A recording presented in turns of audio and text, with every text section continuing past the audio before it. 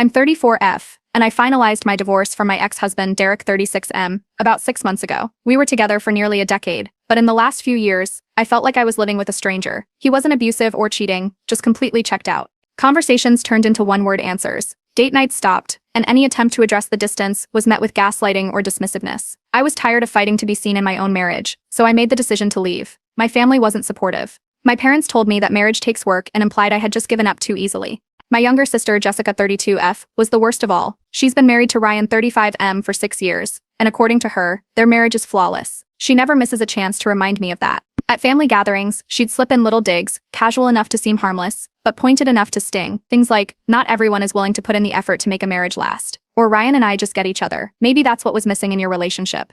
If I ignored her, she'd push further, turning to our parents for validation. And they'd nod along, acting as if she was just stating facts rather than rubbing salt in the wound. It was exhausting, but I held my tongue. I told myself she was just insecure and needed to prove something. Why else would someone constantly brag about how perfect their marriage was? I let it slide, thinking she'd get bored eventually. Then, at a cousin's baby shower, she took it too far. We were sitting at a table with a few extended family members, making small talk. Someone brought up relationships, and just like that, Jessica saw her opening. "Oh, I don't know how people just give up on marriage," she said, with the fakest sympathetic look. "Like, I can't imagine being in my 30s and divorced. It must be so hard starting over." She said it loud enough that half the room heard. People went quiet, exchanging awkward glances. One of my aunts shifted uncomfortably, but no one spoke up.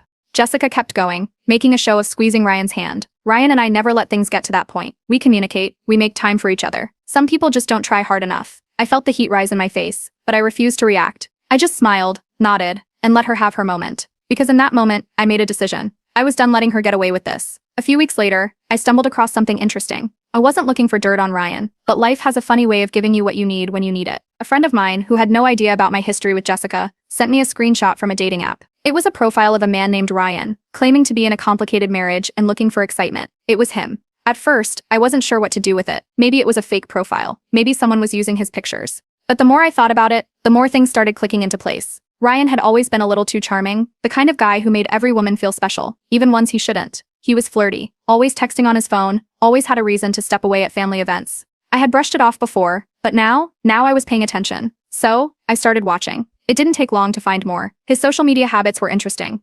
Liking thirst traps, leaving fire emojis under random women's posts, making late-night comments that were just vague enough to pass as harmless. And then there were the inconsistencies, telling Jessica he was working late when his location tag said otherwise, mentioning dinners that didn't match up with her stories. Still, I didn't say anything. Not yet.